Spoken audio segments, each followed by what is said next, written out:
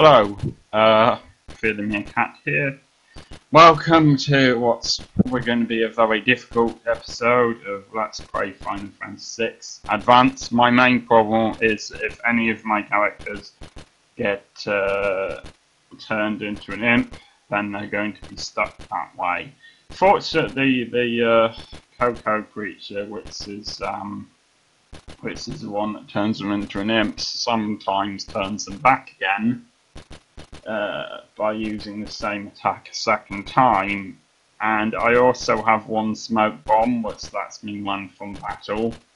And I'm hoping maybe one of these crates has something that will let me run from battle. But I'm going to be mostly running. It's probably not useful for my for me getting experience, and it's a pity that the game doesn't actually give you any hints that you're going to need loads and loads and loads of one particular kind of thing, like loads of green cherries, which it would have been useful to know before I sold a load of green cherries. But never mind, you know, I suppose I'm just going to have to cope with what I've got. Now, in the last episode, I showed you various switches, and I passed by various crates on the Phantom Train, and it turns out that I've been doing them wrong. And as a clue in the last episode said, you need to pay attention to the switches. So I've had to go back to the first one that has switches in it. That's the carriage that's next.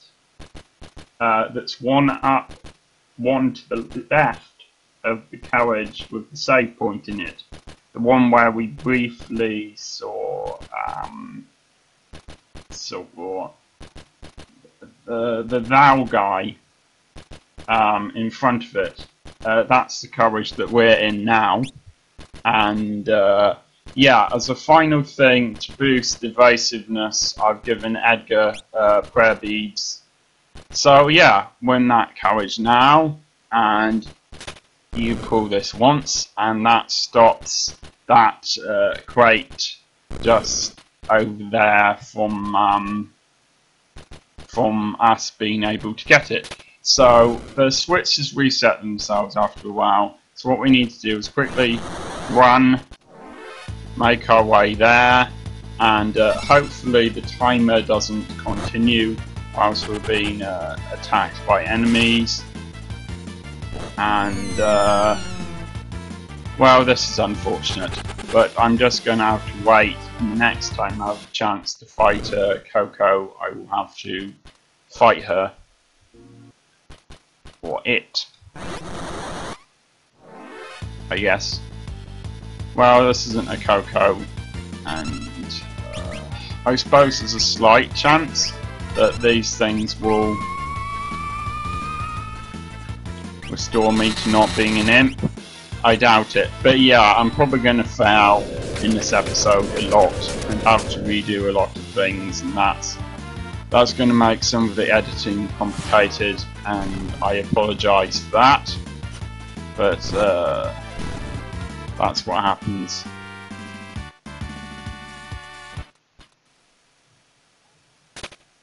And I'm going to keep on doing this until I've done it quickly enough for me to get the Genji glove.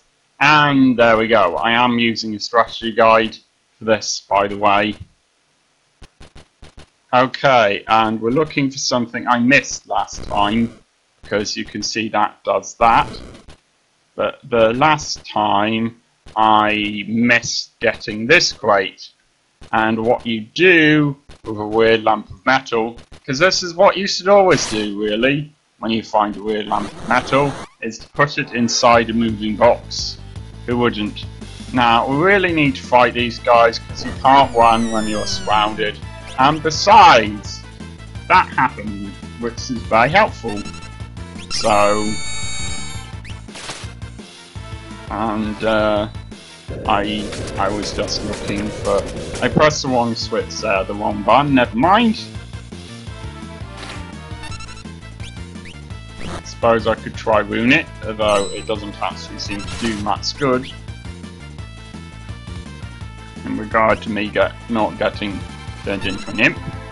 But never mind. Now, since I can only attack Coco from here anyway, I might as well use the drill, even though it can only attack one character. There we go.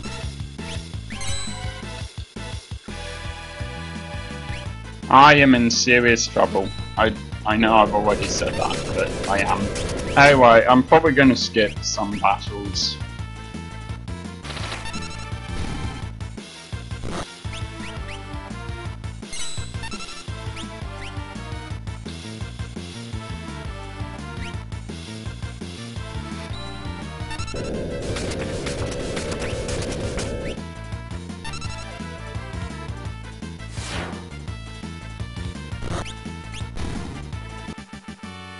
Okay, I suppose you do get plenty of experience points.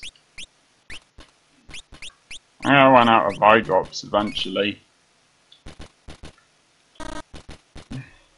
I can't seem to get used to these controls again from using controls from a different game. Okay, flame shield. Let's equip it, I guess. At least find out what it does. And it contains Faraga. So, there we go. And before we do anything else, we need to note this. Don't need to do anything to chest, but we need to note this. Open, open, closed, close, close, open. That's a pattern. You need to remember that pattern. And now we move on to the next carriage.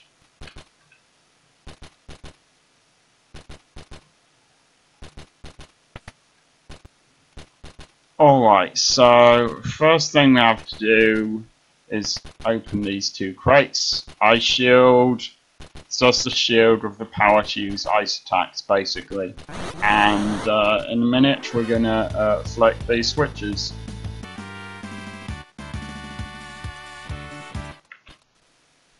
I've done this sequence several times and always managed to screw it up. And I am getting heartily sick of it. But let's try this again anyway. First we go for the switch above the table, which I'm going to call switch 4. Then we go for the switch on the opposite side, which I'm going to... See, I've messed it up again. Alright, that must be it. Yes, yes, that's it. You know it's it because the two sofas are separate. Sorry about that. Okay, so once these two sofas are separate, you have to fight these, and then something else happens that I will tell you about in a second. We pull switch 2 like that. Then we pull switch 4.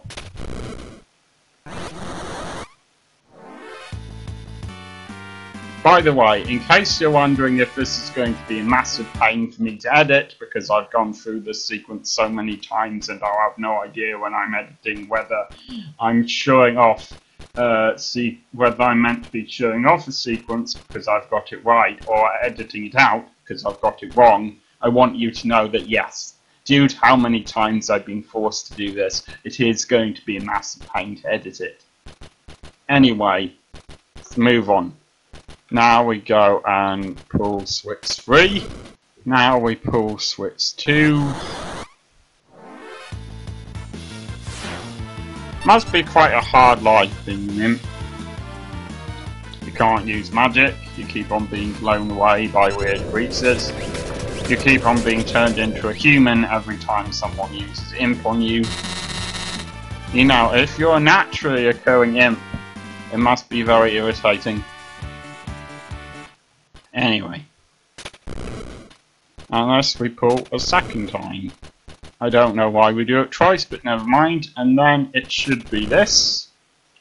And we go and pull this number 3 again. Oh, number 2. Sorry. It's going back. Never mind about what the numbers are. You've seen which switch I pulled. Okay, and now we should emphasis on the should be able to make our way round. If we don't, can't, I've done something wrong, obviously. And I have rather awkwardly ended up in this situation. You know, there's actually a boss coming up, believe it or not. On top of all of this, we have a boss. So I'm certainly hoping that by then we will be able to use a tent, which will hopefully cure these things. At least we've got plenty of levels here, 36, 36, and 35, and we have plenty of other stuff. Anyway, as I say, I'm sorry if that was a bit confusing. I want to acknowledge Bango Stank was here, which is not a name I would have chosen, but I've used his video as a strategy guide for which switches to press. I think I'm going to include a link to his guide, just so you can see what's going on, because I have no idea what this is going to be like when it's edited, and it might turn out to be a whole load of nonsense. So, okay, you need to put this in the correct pattern, and then I think you need to push that switch. But it needs to be in the pattern you already know about, so you know what, since there's nothing here that can stop us from not being imps, I'm gonna run. Because just having to rely on Sabin with this many enemies, I've got a good chance of failing, so I had to use my last smoke bomb on that one.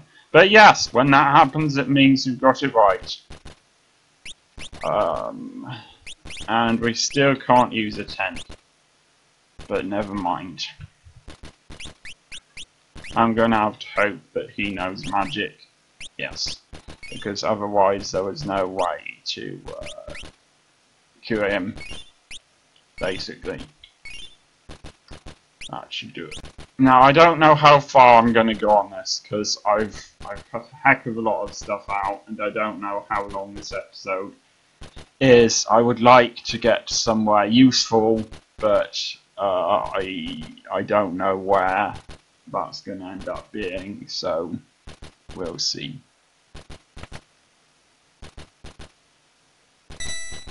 Right, I'm hoping that we can now use a tent. Yes. Thank goodness. I mean, it's sort of a pity that I wasted some magic there when it was actually unnecessary to heal people, but still. At least there's a save point here, and we're done with them being imps. You don't want a quick save, because it's basically, it lets you leave the game and it saves it sort of temporarily, but if all of your characters die, I think it erases quick save, and besides which, if you're using an emulator, a quick save is useless anyway, because you have a much more useful quick save that you can just do by using the emulator save files. And this is very, very simple. Just have all of those like that. And that is the only way to get off the Phantom Train and end up in here. Now, I don't know that he knew about the mines, but apparently he does. So there you go. I guess we ought to follow him. It does seem strange that he would dream about just having her in one of these suits, but I suppose it does make some sense that he would have a nightmare about this, since he didn't get on very well in these suits earlier. So Let's just try using beams on them. Wow, this might be the only one for all I know. I'm assuming that thing can attack us.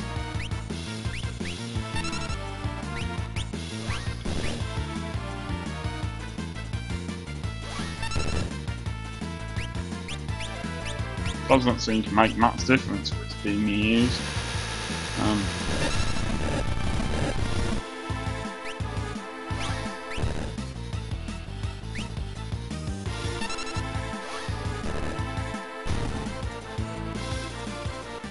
Okay, that was a bit of a pushover. I don't really trust pushovers, but Sabin's at level 37 now. I suppose, annoying as the last place we were was, we did at least manage to get some experience points, so there's that. I'm hoping that the trick to this level isn't to navigate it, because I have no idea where I'm going. So there you go. Can still use magic, but it seems a bit pointless. This thing doesn't seem to be very powerful.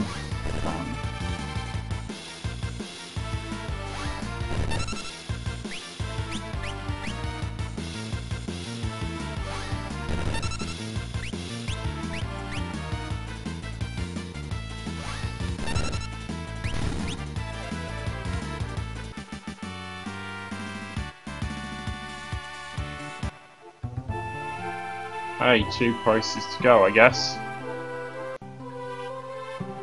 Nope, just one. Oh, well, I guess it's not about navigation then.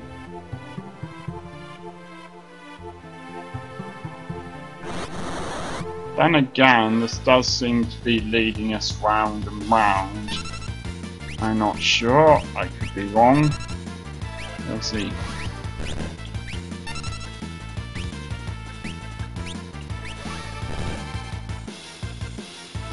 Standard beam seems to work pretty well. And fire doesn't.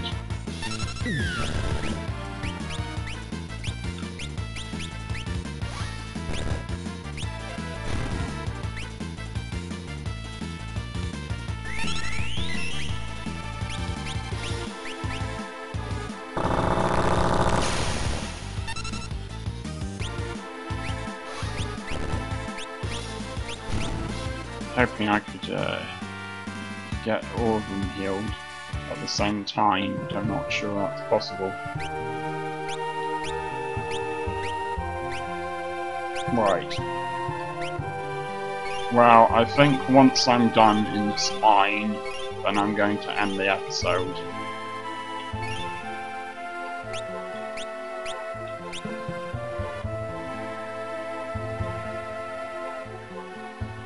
Alright, according to the strategy guide, and yes, I am using the strategy guide, we actually need to try going backwards, and that's how we do this.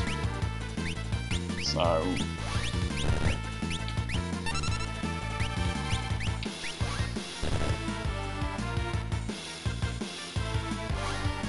although I don't know when I said we, I don't know if it means once the characters say, hey, it looks like we're going backwards, or what. It might mean when I realise that, or it might mean when the characters realise that. I'm not sure.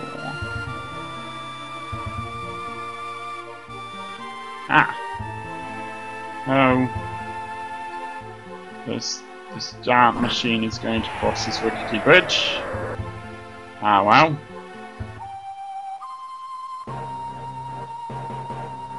Okay, looks like we're back in Doma Castle, but we're clearly not healed.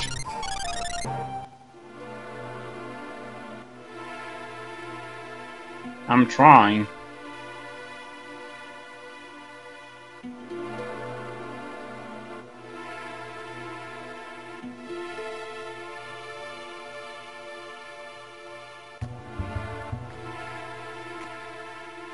Ah, that's interesting. I didn't notice that, but the Dream Stooges do look a bit like Cyan's son.